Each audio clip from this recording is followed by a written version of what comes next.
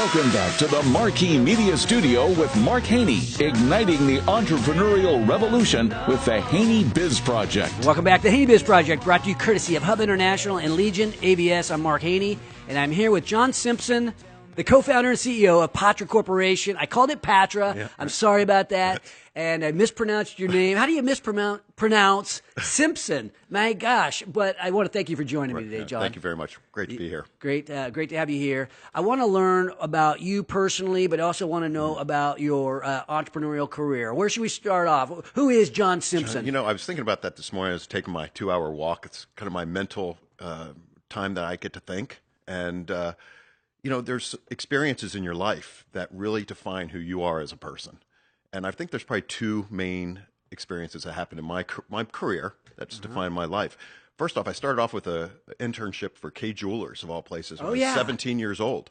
Got to go into the corporate headquarters, and CEO sends me down to the treasurer's office, and he throws me a manual of D-Base. Do you remember that? Back in the D? Yeah. D-Base, of all things. PCs were just on the market, and he says, write me a check reconciliation program. I'm 17 years old. I went, whoa. Well, first off, write a program. What's check reconciliation? Yeah. And he goes, just go to my cash controller. She'll explain it to you, and you work on it for the next 6 weeks. And I did that.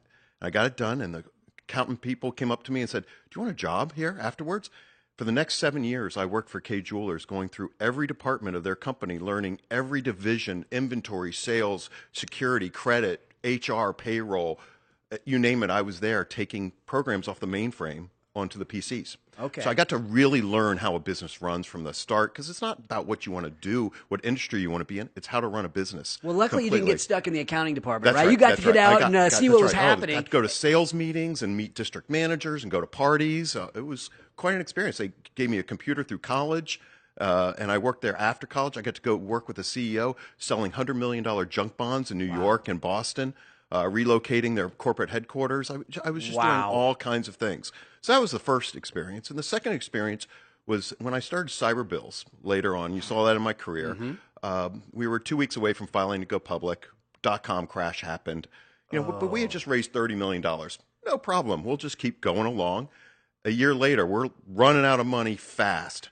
And, you know, there's a time when you really get your character checked and your integrity checked. And I was called in, I won't say who it was, by a national bank, and they basically said, we want you to declare bankruptcy. We'll keep you in as a CEO, and we'll buy your company. Wow. And that would have screwed all the investors, employees, vendors, and I didn't even hesitate. And I said, no, I'm not going to do it. We ended up selling the company a little while longer to Metavante, a company out of the Midwest, big banking company. And it really taught me who I was and the kind of person I am, about how much I care about my employees. Yeah, and nobody can predict what happened. I felt it in 2008, what you felt in the early 2000s. Nobody can predict that. That's As right. entrepreneurs, It was going crazy. We had just raised $30 million. Wow. It was, you know, I was living the dream right then. So that toughened you up, obviously. That's right. You had a successful exit, which is not always easy. Most people haven't had either one of those two types of experiences, where you're in something like Kay Jewelers at the base of the company, and then to take a company all the way to almost going public. Most people have never done that kind of stuff before.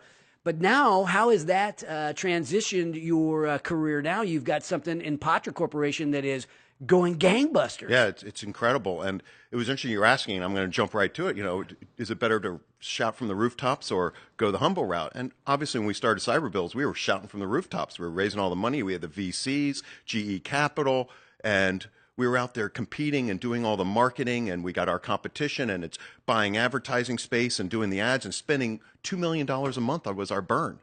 That was shouting from the rooftops. And I don't think that was the best approach. Okay. Because it didn't really teach our people that what we were doing was the right thing. We were just out there saying we were doing something. We hadn't even really built this company yet, but we were saying we were greater than we really were at that point. So we didn't have a foundation to fall back on at that point in time. So when I got into this space, and I fell into this space, I didn't know anything about insurance. I still don't know anything about insurance, but I've learned a lot about the insurance industry. And when we got in, I just basically stayed under the radar. We started with 4 people over in India and myself here in the U.S. doing a little bit of work for one insurance company. And then we got a second, and then we got a third. And I wasn't out there bragging about it. I was just learning and building the infrastructure and the chassis, if you will, for what I knew was going to come down the line, and just take the patience. And I think it depends on the industry you're with, the types of investors you're dealing with, about that approach that you need to take. In the insurance industry, it's about stability. And we really needed to make certain we showed them that we were a stable company. And we had to do that through gaining experience and training people in India and the U.S. We now have 2,500 employees in India. We've got 230 people working out of their home around the U.S., 37 states, all different kinds of communities. And we did that through just staying under the radar, getting the best customers, the biggest insurance companies to believe in us. And now we're coming out from the underneath and starting to shout about how great we are as a company because we can support it. Yeah. And if anybody that comes to us, we now have the scalability to really grow fast. Well, what do you do for insurance companies that's so helpful that you want to shout from the rooftops about? Well, the industry is going through a lot of change right now. Just like financial services brought in fintech. I don't know if you've heard that. Now they're talking about insurtech in the industry right now. And so the insurance industry is going through a lot of changes. But on top of it, people are leaving the industry in droves, not because they want to, but because they're retiring out and new people aren't coming in. Young people aren't dreaming about going and being in insurance. No, it's not really a big topic. They all want to be in social media, and so the insurance, and with technology changing, so people are leaving, and yet we've provided a nice solution for them to find resources, automation, technology, people around the globe to solve their problems. And like I said, we've built that chassis and that system, and we have a recruiting engine, and we've provided a whole new way for people that are in the insurance industry to have a better work-life balance. So they get to work from their homes anywhere they are in the country or the world for that matter, providing services to some of the biggest insurance companies out there. So that's number one. And number two, we're working on developing a whole new way to train a new generation of people interested in the insurance industry. We're creating local academies, training academies outside military bases around the country so we can train spouses on the insurance industry. And then when they get relocated with their spouse in the military, wherever they go, they can take that job with them and work from their homes.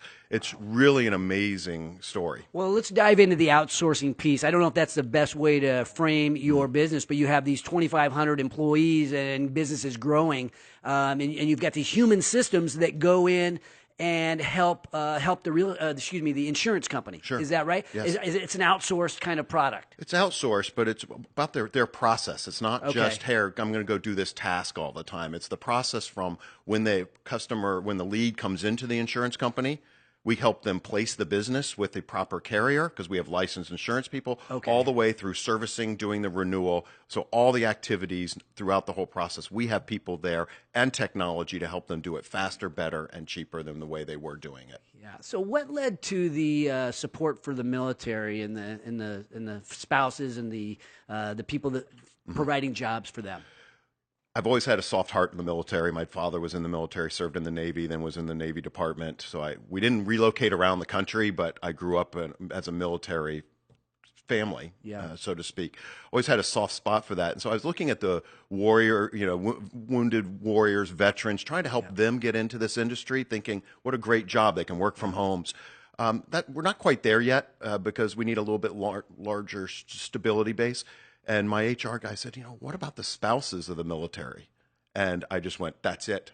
Perfect solution. So we started with in Fallon, Nevada, where Top Gun is right now. We've got an office there. We've just opened an office in Clarksville, Tennessee. And we're doing that, and we're looking at other bases now across the country where to start that. So it's a way to help the military, but it's also a way to regenerate a whole new generation of insurance professionals. You bet. Well, what about the parent? My son was in the Marines. Do you ever help out the parents of the military? You ever do anything for us? Well, that's right.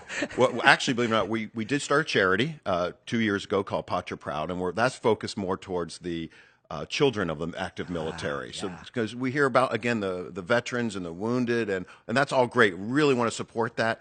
But the kids are also left out there with working for families that just don't make a lot of money. So how can we help them? So that we're really focusing on that as well. So we believe in, employees and our customers, communities, and the industry as our kind of four pillars. Incredible generosity. I love that you're giving back to a cause that's so important to me as well. Just thinking about how to help Sacramento's small business community, right? That's what this show is about, sharing the stories. You've shared a real success story here. What do you have 2,500 employees. Most of us dream about having a business with 2,500 team members. Right. That's incredible. Advice to us as we think about how to grow that business and how to deal in that world of 2,500 employees. It's about the people.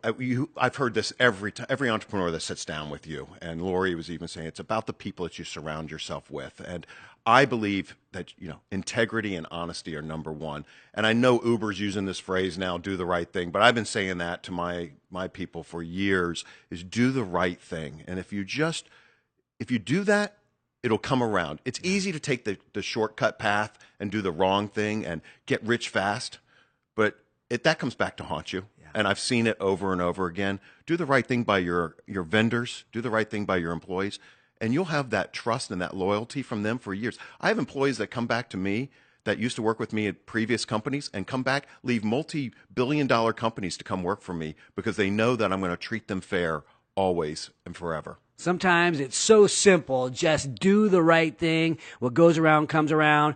Thank you for, I think, helping us understand this better. And I think you're doing the right thing for sure with the military and helping us small business guys as well, John. So thank you for coming on the show today and sharing your thoughts. Thank you, Mark. You bet. When we return, I will be joined by Tim Anderson, the co-founder and president of Anderson's Dry Cleaning Delivery. Join the revolution at HaneyBiz.com, courtesy of Chicago Fire and Apex Appraisal Services. This is the Haney Biz Project.